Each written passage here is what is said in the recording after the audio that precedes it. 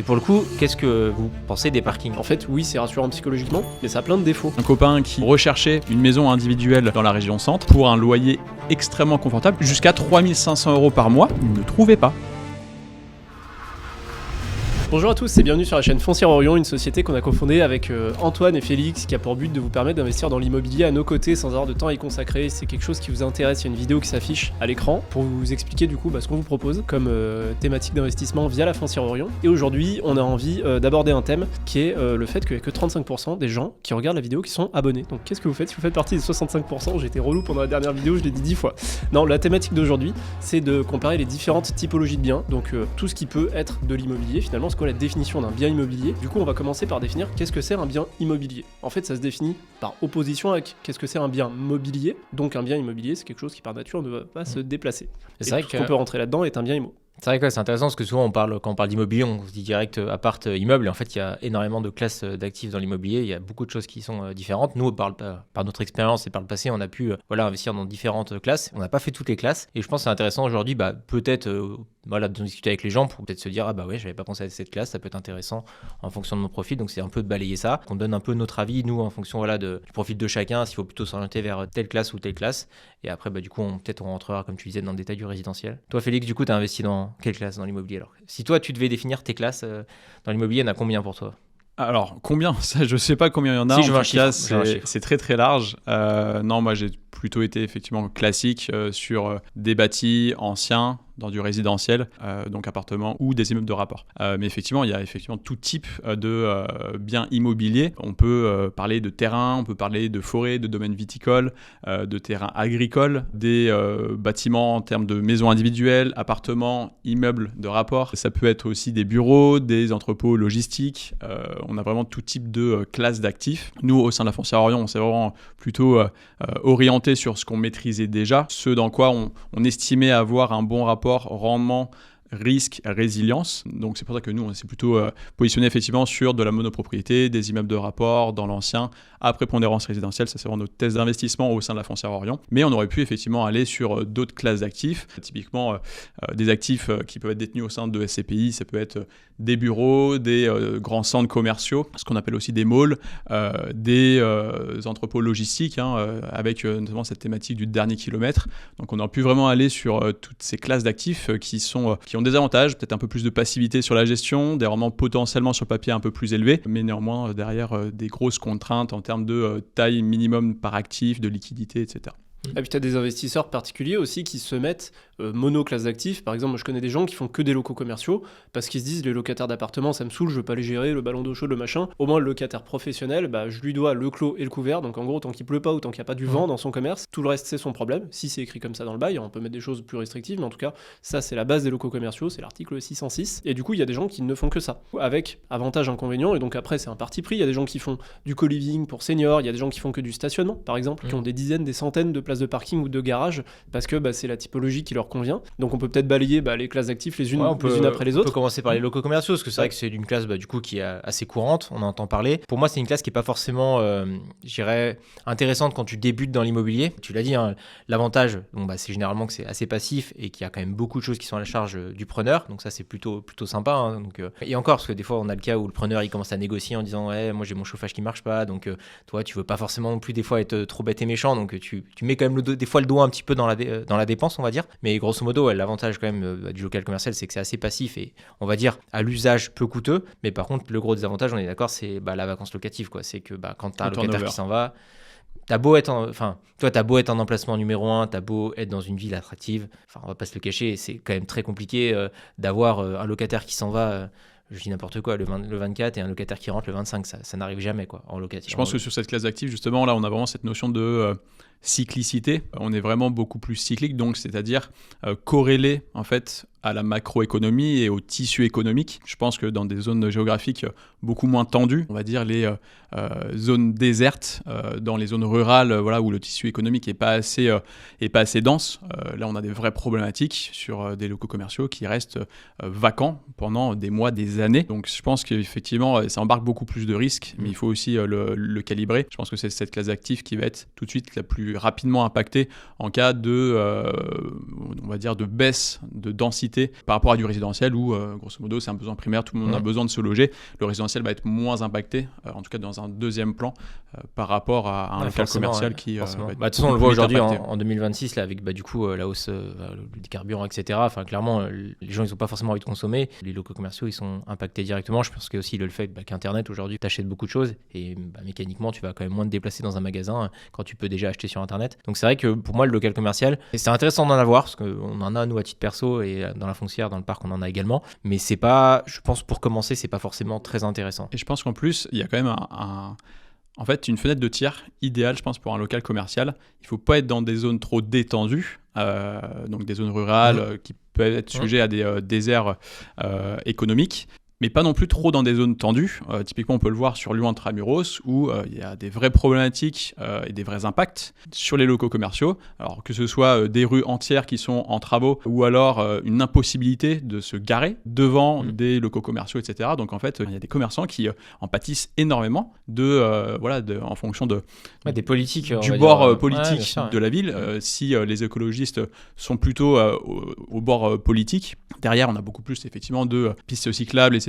Donc des voies à sens unique, beaucoup moins de stationnement. Donc en fait, ils essaient vraiment de sortir les véhicules des centres-villes. Et donc du coup, les locaux commerciaux sont quand même assez fortement impactés. Donc il faut, je pense, être un peu dans un entre-deux, dans des villes qu'on a toujours appelées de second rang, entre un Lyon métropole vraiment intramuros où c'est quand même plus compliqué pour se stationner, etc. Donc ça peut impacter nettement les locaux commerciaux, et derrière des zones rurales très excentrées. Et puis après, le problème dans des villes comme Lyon, je prends un emplacement numéro 1 rue de la République, le local commercial à l'achat, le prix va être très très élevé, et le jour où on parle un peu de vacances locatives ou de turnover, là tu dois payer la mensualité sur tes fonds propres, et ça peut faire très très mal si tu es un primo investisseur, on va dire. Ou après, c'est qu'en fait, comme tu as acheté un emplacement prime, tu considères qu'il sera jamais vide, mais en fait tu l'as surpayé parce que ton rendement net c'est 3%.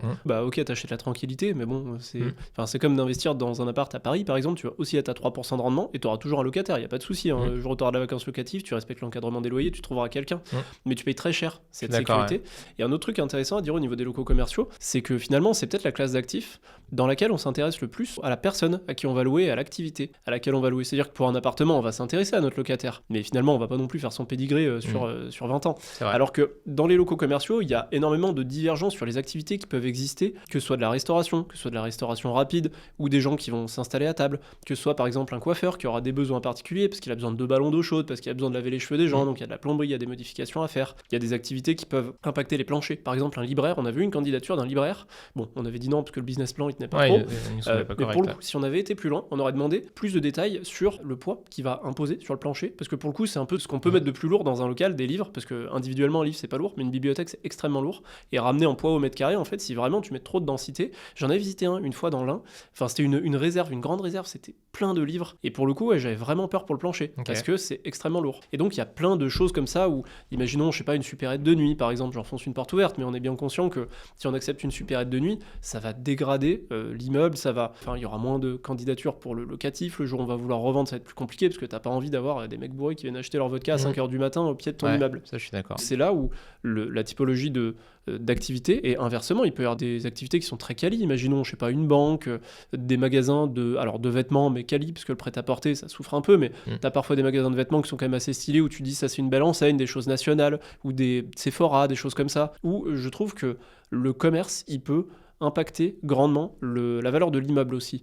Autant un appartement, tant que t'as pas ouvert la porte de l'appartement, à moins que ce soit vraiment un locataire qui jette des choses par les fenêtres ou qui fait sécher son linge devant les fenêtres, ça fait pas quali. Mais à part ça, on va dire que l'appartement, il déteint pas énormément sur l'immeuble, alors que le commerce énormément. Ça nous arrive régulièrement justement de se dire, lui on préfère être vide que d'avoir ce locataire parce qu'on sait ce qui se passe derrière. C'est vrai qu'il peut y avoir quand même pas mal de nuisances, notamment olfactives.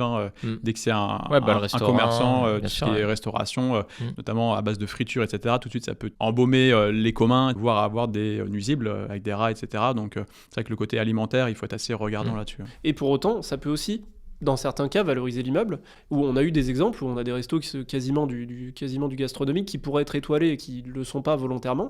Et ça fait assez quali, parce que c'est des gens qui bossent bien, ou qui aiment les choses bien faites, où tu peux aller manger le midi, emmener des gens, et t'es fier de dire que voilà, c'est le pied de ton immeuble. D'accord. C'est mieux que des kebabs à emporter, où il n'y a pas d'extraction, et où ça sent la frite dans tout l'immeuble, quoi. Et il y a deux choses aussi, je trouve, en termes de rentabilité qui sont pas assez pris en compte. La première, c'est la gratuité de loyer. Généralement, en fait, il y a quand même toujours une période où le locataire il va prendre le local, et même si le local il est en très bon état, on a l'exemple en ce moment, c'est quelqu'un qui nous regarde en plus, donc il va peut-être le voir. Dans un exemple, donc dans une grande rue de Châlons, où c'était un magasin de vêtements, et aujourd'hui la personne veut faire de la restauration. Le local il est en très bon état, il peut être exploité parfaitement pour un magasin de vêtements, et là il vient de nous demander 1 mois de gratuité de loyer parce que lui il veut faire de la restauration. C'est un peu un truc quand même à prendre en compte, parce que toi tu te dis que mon local il est en parfait état, mais en fait il veut 1 mois. 1 mois ça reste encore, on va dire, correct. Enfin, il aurait pu demander 6 mois, il aurait pu demander 5 mois, et là ça vient vraiment impacter de manière très importante ta rentabilité de bien, où des fois tu te dis moi je veux un local commercial parce que sur le papier c'est plus rentable, tu te rends compte que au jeu de la gratuité de loyer, mine de rien tu tombes vite sur une rentabilité d'appartement avec la vacance locative, etc.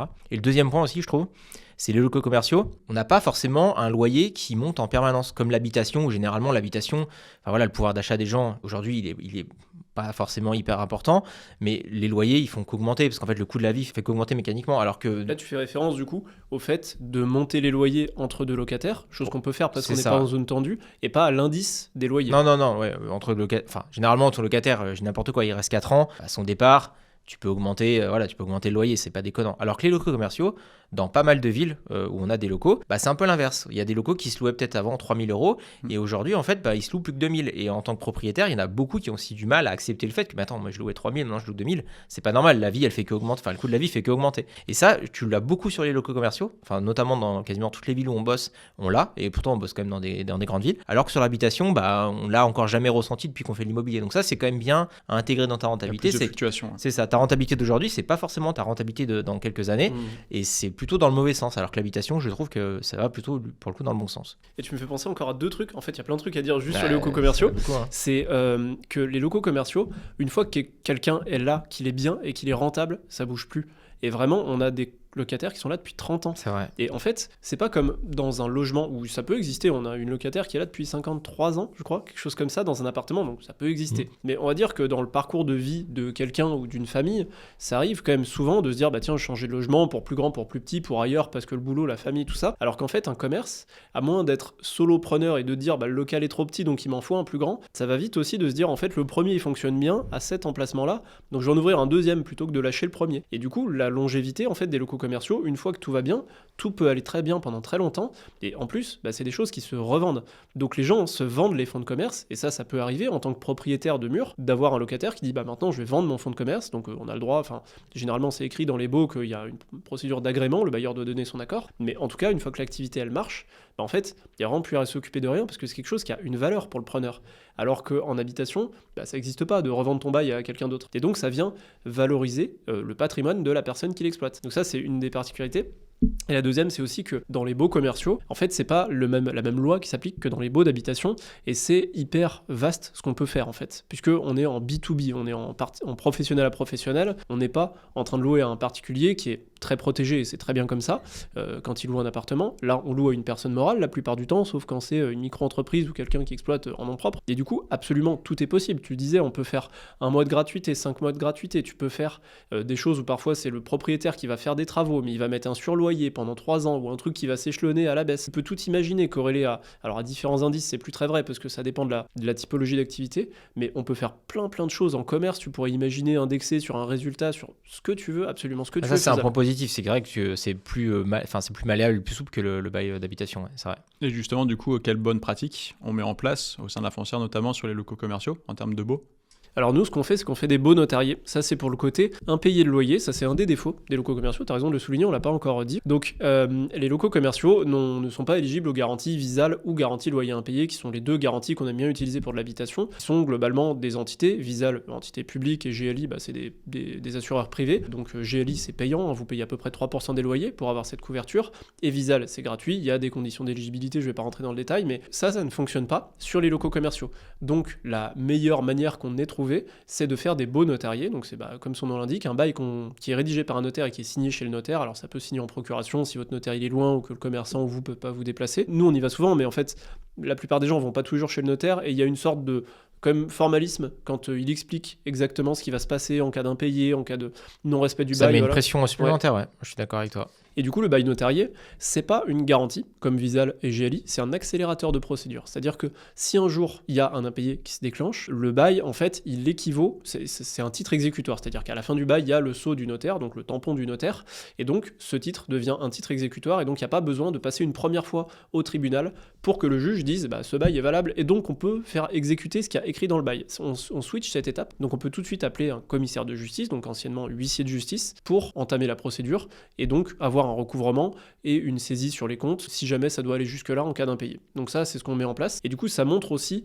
l'engagement du preneur. C'est-à-dire que quand on dit qu'on veut un bail notarié puis que la personne nous dit non, pour nous, c'est next. Parce que finalement, on se dit, c'est un red flag, ouais. Aucun parachute. C'est ça, ça montre que déjà, le projet n'est pas sérieux. Et puis après, le notarié, c'est payant aussi. Donc c'est un peu une sorte de barrière à l'entrée. C'est généralement un mois de loyer. Donc si le mec n'est pas prêt à payer, on va dire 500-600 euros de sa poche, parce qu'on fait souvent 50-50, c'est aussi un peu un red flag, quoi. Je vous propose de passer sur le résidentiel. On peut peut-être parler du coup, moi, une classe d'actifs qui pourrait être intéressante d'en discuter, parce qu'on a souvent la question, c'est les parkings. Les parkings, c'est une classe d'actifs, pour moi, je la mets un peu dans les autres. T'es pas dans du local com, t'es ni dans du résidentiel. Et pour le coup, qu'est-ce que vous pensez des parkings ? Je sais que toi, Charles, t'as commencé par acheter des parkings.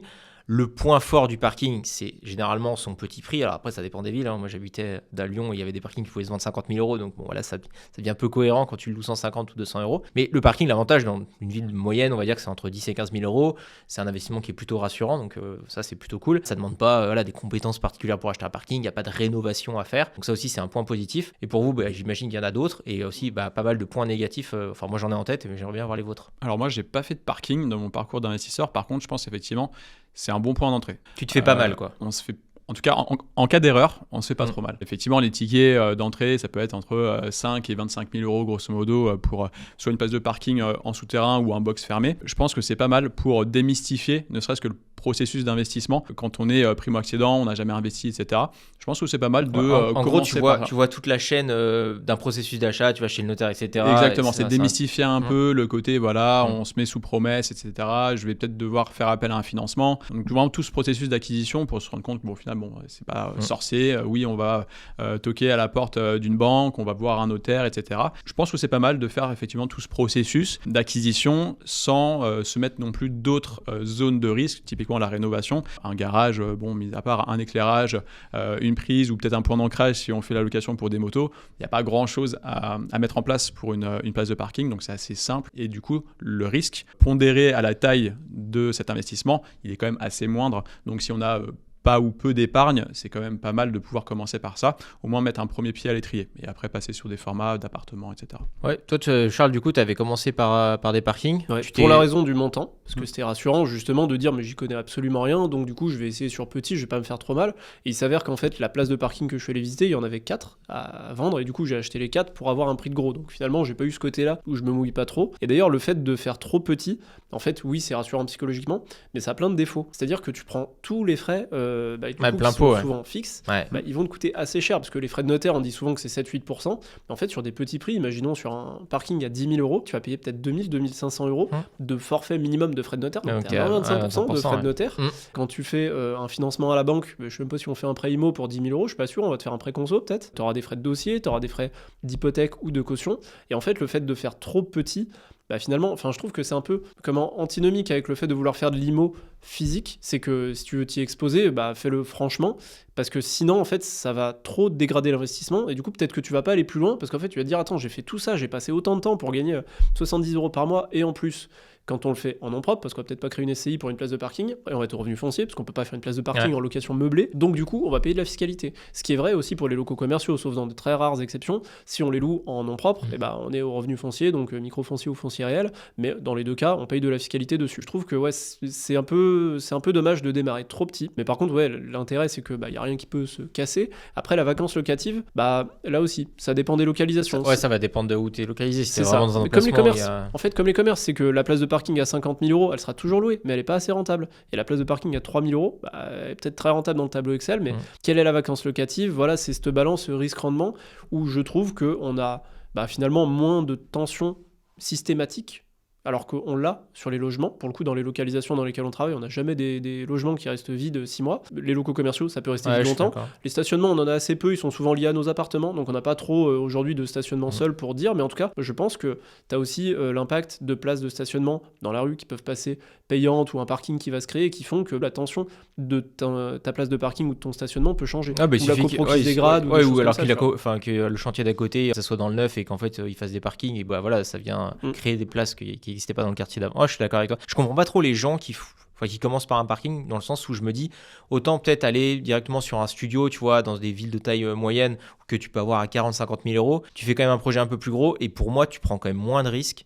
Parce que le studio, voilà, tu t'arriveras toujours à louer ton studio, il n'y a pas trop de sujets. Et tu prends quand même moins de risques que si tu achètes juste le petit parking à 10 000 dans une zone à peu près tendue, mais pas trop. Pour louer ça, comme tu disais, 60 euros, 70 euros par mois. Effectivement, tu peux avoir un peu plus d'aléas, notamment en fonction de la dynamique de la ville et tout ce qui est piétonisation des rues, etc. Enfin, il y a quand même, je trouve, de plus en plus d'exclusion, comme je disais tout à l'heure, des voitures dans les centres-villes. Donc, ça va avoir, je pense, un vrai impact sur la valorisation aussi des parkings. C'est pour ça aussi que moi, je ne l'avais pas commencé par ce format-là. J'avais préféré effectivement commencer par un petit appartement au début. On prend un peu moins de risques. Après, voilà, il y a un montant d'actifs qui est un peu plus important. On passe plutôt par un prêt immobilier, etc., avec un locataire, peut-être une rénovation, etc. Donc, on est tout de suite, entre guillemets, dans la vraie cour, dans la cour des grands, donc c'est un parti pris. Et après, du coup, il y a les autres classes d'actifs qu'on n'a jamais fait, donc on va les passer rapidement et après faire le résidentiel. Donc qu'est-ce qu'on n'a jamais fait ? On n'a jamais acheté de terrain tout seul pour y bâtir ou pour les revendre, parce que là, bon, c'est plutôt pour l'activité de marchand de biens,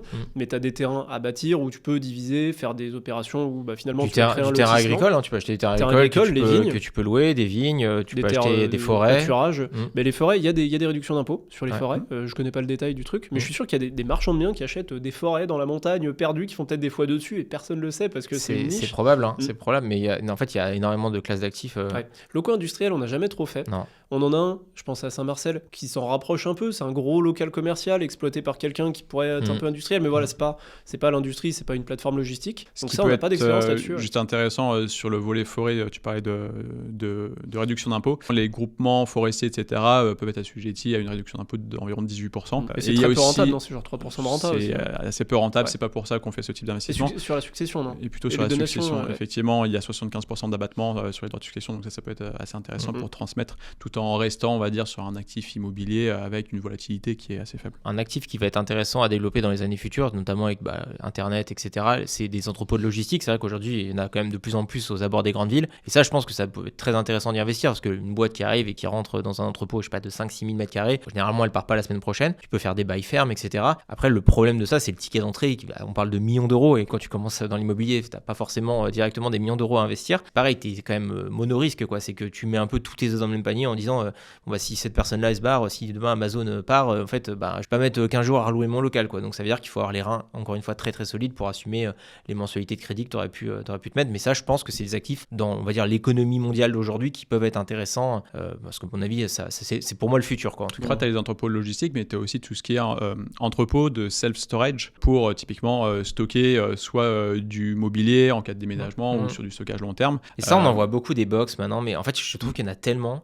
J'arrive pas à me dire si c'est vraiment aujourd'hui, est-ce que c'est pas un peu trop tard? Et pour le coup, ça a quand même des coûts fixes qui sont énormes. Toi, t'es du coup le bailleur, entre guillemets, tu dois avoir un gardien généralement, donc que tu payes, tu dois avoir des caméras, tu dois avoir des systèmes de sécurité qui sont quand même, à mon avis, assez coûteux. Pour moi, je compare ça un peu, on en parlera un peu après, mais un peu à de la coloc ou un peu, tu vois, du Airbnb. En fait, c'est plus rentable, mais derrière, t'as quand même, faut regarder avec tous tes coûts fixes que tu rajoutes. Et en vrai, est-ce que vraiment, quand tu mets tout bout à bout, est-ce que c'est si intéressant que ça? À voir. Je pense que c'est au cas par cas. Après, là, ça me fait penser à d'autres usages aussi qui pourraient être pertinents. Typiquement dans les zones un peu côtières, touristiques, tout ce qui est entrepôt de stockage pour des bateaux, pour des caravanes, etc. Pour les gens qui s'en servent que à certaines périodes de l'année, ils ont quand même besoin de stocker leur gros véhicule, on va dire.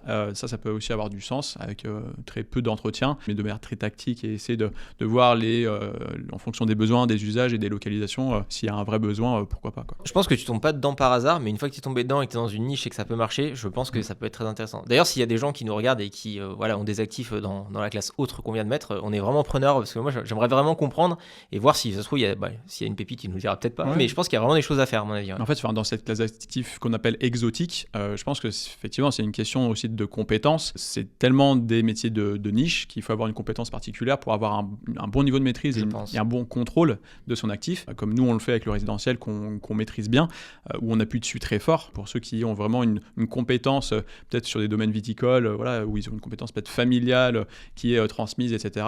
Ils ne font que ça et c'est là où est leur zone d'expertise, donc pourquoi pas appuyer dessus fort, quoi. Parce qu'après, là aussi, tu as peut-être des fois des problèmes de profondeur de marché. Par exemple, sur des box de stockage, tu vas pas en ouvrir 10 dans une ville de 50 000 habitants. C'est ça un peu, je trouve qu'il y en a trop qui sont sortis maintenant, tu vois. Et tu es obligé du coup de diversifier, d'en avoir dans plein de villes différentes, alors que le résidentiel, la profondeur de marché, elle est infinie en fait. Même si tu as des milliards à déployer, il n'y a pas de problème, il y aura assez de choses à vendre.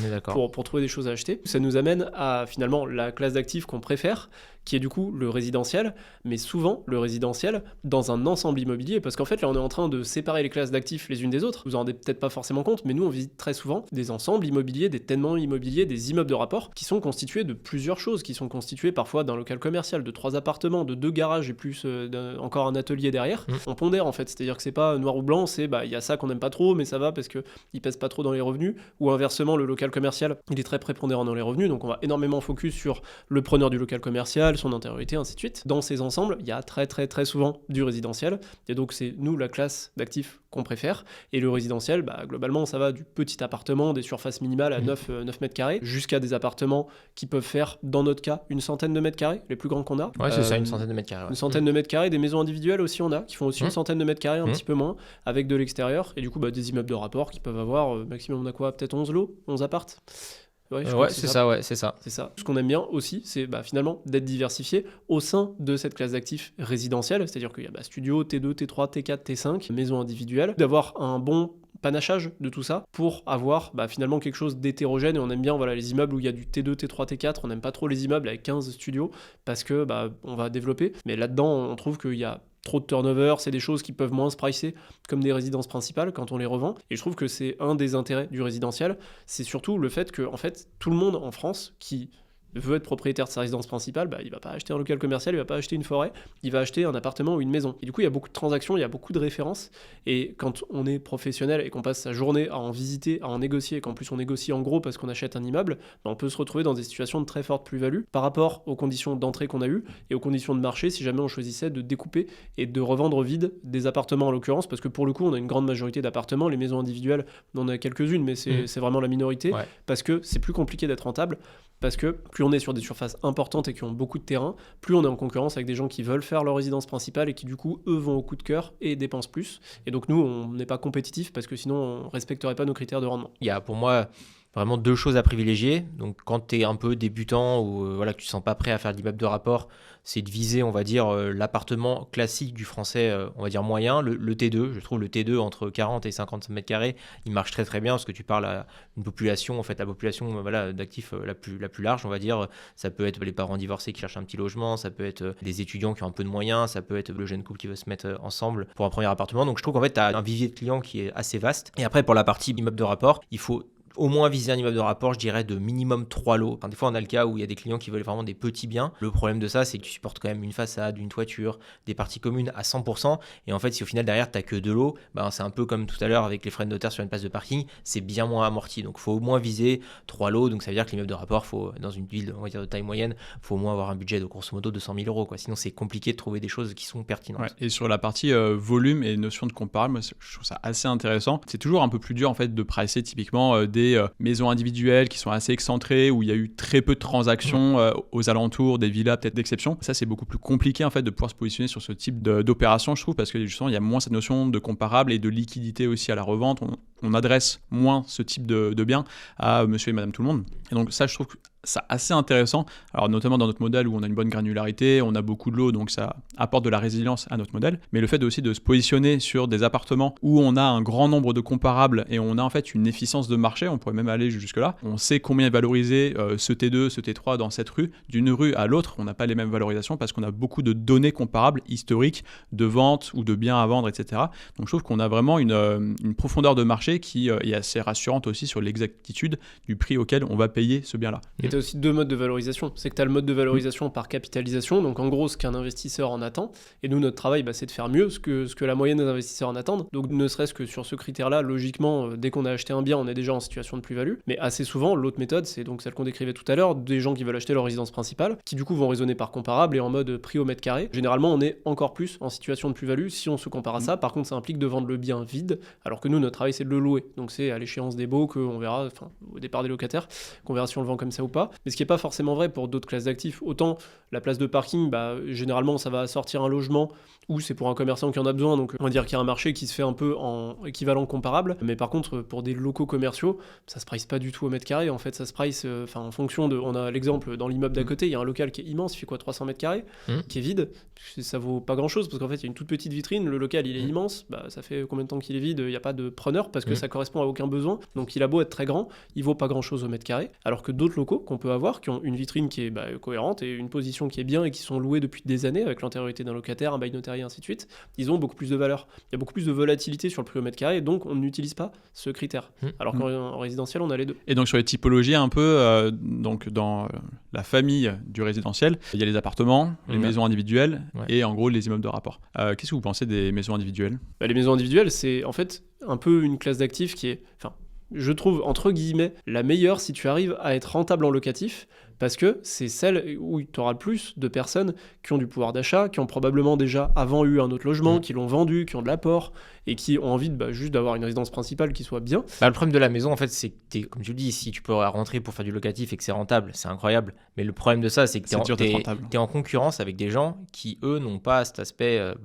rentabilité et cet aspect financier en tête parce qu'ils peuvent en faire leur résidence principale. C'est comme si tu étais en train de faire, un jeu et tu as deux règles différentes. Tu as une règle où en fait c'est hyper difficile de gagner et l'autre où c'est hyper facile. Mécaniquement, c'est très difficile d'aller au bout et de battre, on va dire, la personne qui a des règles plus favorables que toi parce qu'en fait on regarde pas les mêmes choses. Je suis 100% d'accord avec toi. Je trouve qu'effectivement, si on arrive par une anomalie de marché ou autre ou une très forte négociation à trouver une maison individuelle qui est rentable, ça c'est vraiment effectivement l'idéal parce que forcément on a une durée qui est beaucoup plus longue, on a moins de turnover, etc. On se bat pas à armes égales. C'est que à deux acquéreurs soi-disant équivalents, en fait on en a sûrement qui vont se positionner en tant que résidence principale et donc ils vont beaucoup plus fonctionner à l'affect. Nous on va on va dire avoir plutôt un raisonnement plutôt cartésien, chiffre, à la renta. Souvent ça matche pas et donc mis à part fracasser le prix et donc avoir un joli refus du vendeur, on va pas être assez compétitif par rapport à des gens qui sont prêts à mettre le prix, à faire un peu l'effort supplémentaire parce que c'est leur maison coup de cœur et donc c'est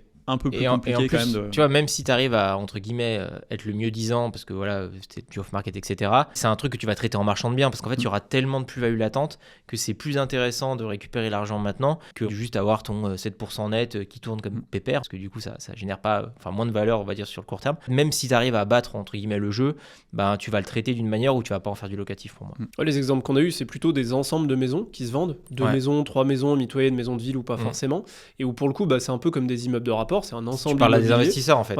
Toi par contre tu peux rentrer en te disant, et c'est ce qu'on a fait à chaque fois en se disant on achète ça parce que ça satisfait à nos critères de renta, mais aussi parce qu'on sait déjà comment on va en sortir en fait. On va les découper et chacun aura sa maison avec son stationnement, son petit bout d'extérieur quand on peut en aménager un. Et après il y a aussi un truc par contre qui est un peu contradictoire par rapport aux maisons, c'est que tout à l'heure on disait qu'il faut pas faire des immeubles avec trop peu de lots parce que du coup tu assumes une toiture, une façade sur 2 locataires, sur une maison c'est 1 locataire. Et d'autant plus, je te prends l'exemple extrême où t'es même plus sur des maisons mitoyennes mais une villa posée comme ça au milieu de son terrain. Donc là t'as 4 façades, t'as qu'une toiture pour 1 locataire. Donc là, faut éviter les maisons qui se louent pas cher, genre dans des zones qui sont reculées. Imaginons une maison qui se loue 400 ou 500 euros par mois. Moi perso, ça me ferait peur parce que à moins qu'elle soit en extrêmement bon état, finalement, le jour où t'as une façade, tu vas mettre 10 ans de loyer dans ta façade et donc ça anéantit complètement le rendement. Donc il faut acheter des choses qui pour moi sont en bon état, ou alors c'est parce que tu la rénoves et en sortie de rénovation, t'es sur des loyers qui sont cohérents et tu sais que t'as plus de travaux à faire pendant des années. Mais le côté travaux ramener au loyer mensuel, faut y faire gaffe sur la maison individuelle parce que ça peut vite peser très lourd. Et par contre, moi, je vais juste rajouter quelque chose sur la partie aussi de tension locative. C'est qu'en fonction des marchés, il y a une vraie demande pour la location de maisons individuelles. Ça, je m'étais rendu compte de ça il y a quelques années avec un copain qui, effectivement, par une mutation professionnelle, recherchait pendant un laps de temps de 1 an, 2 ans, voire 3 ans, une maison individuelle dans la région centre, il se reconnaîtra, pour un loyer extrêmement confortable parce qu'il était pris en charge par l'entreprise. Mais ça n'existe pas en fait. Jusqu'à 3 500 € par mois. Et donc, en fait, il ne trouvait pas. Il n'y avait pas d'offre. Il ne trouvait pas de maison individuelle avec une superficie entre 100 et 150 mètres carrés, avec un budget, mais vraiment qui était garanti, payé par l'entreprise, jusqu'à 3 500 € pris en charge. Il n'y avait pas d'offre. Donc pour moi, il y a vraiment un vrai besoin et il y a une pénurie d'offres parce que aujourd'hui, effectivement, sur le pricing, c'est pas assez rentable. Ouais. Mais je pense qu'il y a des locataires qui sont vraiment prêts à payer et il y en a plein. Des gens qui sont en mutation professionnelle, etc., qui ont pendant un laps de temps un loyer qui est pris en charge par leur entreprise. Et donc là, typiquement, c'est les locataires rêvés, quoi. Mais ça peut être un bon move si tu as acheté ta résidence principale et tu déménages et que tu n'as pas forcément besoin d'arbitrer pour acheter une nouvelle résidence principale, de la garder et de la mettre en location. Parce qu'on a eu le même cas, nous, quand on a déménagé de Lyon. Et en fait, t'avais pas d'offre en fait. C'est pas une question de prix, c'est une question de t'as pas d'offre en fait, tout simplement parce que les gens, c'est vrai que c'est de la résidence principale et en fait, généralement, l'usage c'est quand tu déménages, tu vends quoi. Tu mets pas forcément en locatif. Donc ouais, c'est vrai que c'est une classe qui est demandée mais qui est très difficile à travailler quoi. Ouais. Et après, dernier truc sur les maisons, c'est qu'elles ont le défaut qu'on disait tout à l'heure que n'ont pas les appartements, c'est que le locataire, on disait qu'il peut pas trop dégrader l'aspect extérieur sauf s'il fait sécher son linge dans les parties communes. La maison ça peut être un carnage. Dans la maison, c'est sûr que s'il y a 10 carcasses de bagnole dans le jardin et qui tombent jamais et que il y a tout, enfin tu vois, il y a beaucoup d'entretien dans une maison, de prévention, de voilà, est-ce que les gens tiennent bien ou pas leur maison, ça peut ou pas dégrader la maison, l'entourage. Si jamais t'as plusieurs maisons et qu'il y en a un qui fait n'importe quoi dans son jardin, qui a des bambous de 10 mètres de haut, voilà, les voisins ils vont en pâtir. Donc par contre, il y a ce risque-là. Donc c'est pour ça que les maisons, c'est beaucoup plus rare quand même que ça matche parce que le risque-rendement, la rentabilité qui est plus dure à satisfaire, quand on peut y aller, on y va. Mais force est de constater que c'est quand même une grande minorité des biens sur lesquels on travaille. C'est vrai que ce que je disais tout à l'heure, en gros, généralement, c'est plutôt l'appartement type TD ou le petit immeuble de rapport. Et après, là, tu montes en compétence au niveau de l'immeuble, donc tu achètes toujours plus gros, on va dire. Mais c'est vrai que la maison, le choix de ton locataire, je suis d'accord avec toi, il est hyper important, mais un peu comme le local commercial, en fait, au final, faut vraiment prendre un bon locataire parce que sinon, ça peut vraiment perdre de l'argent parce qu'au turnover, il faut réinjecter une somme importante pour refaire peut-être tous les extérieurs, refaire aussi tout l'intérieur. Et généralement, une maison, c'est quand même plus grand qu'un petit appartement T2 de 40 mètres carrés, donc c'est des sommes qui sont assez conséquentes. Ouais. Et du coup, là, on a fait un peu, on va dire, un entonnoir sur le résidentiel. Effectivement, on s'est dit que appartement, immeuble de rapport, c'est un peu notre test d'investissement en soi. Ça paraît être en tout cas le secteur et le segment qui est le plus intéressant d'un point de vue rendement, etc. Et maintenant, si on doit rapidement balayer entre les exploitations, entre la longue durée, la courte durée, la location nue, la location meublée, comment est-ce qu'on pilote quand on est investisseur justement cette partie-là d'exploitation. Et du coup, ce qu'on peut faire, c'est en faire un prochain épisode parce qu'il y a énormément de choses à dire. Plein de choses à dire. Et à l'intérieur d'un appartement, comment est-ce qu'il est configuré, les salles d'eau, est-ce que le WC il est séparé ou pas, est-ce que c'est des volets roulants ou pas, si on est en copro ou pas en copro. Donc bref, il y a énormément de choses à dire et il y aura du coup un pendant fiscalité parce que location nue, location meublée, société ou pas société. Ouais, puis on parlera un peu aussi de tout ce qui va être logement atypique, love room, c'est des choses on entend beaucoup parler. C'est l'avenir aussi. C'est l'avenir, exactement. Donc on va faire une vidéo exprès là-dessus. Dites-nous en commentaire si cette vidéo pourrait vous intéresser. Si c'est le cas, on la fera assez rapidement. Merci de nous avoir suivis, c'était super sympa d'avoir échangé avec vous les gars. On est de plus en plus nombreux sur la chaîne, ça fait très très plaisir. Comme l'a dit Charles en début de vidéo, n'hésitez pas à vous abonner et vous pouvez nous retrouver sur tous nos réseaux sociaux, à savoir LinkedIn, Instagram. On se revoit très bientôt. À bientôt, ciao. Merci, au revoir.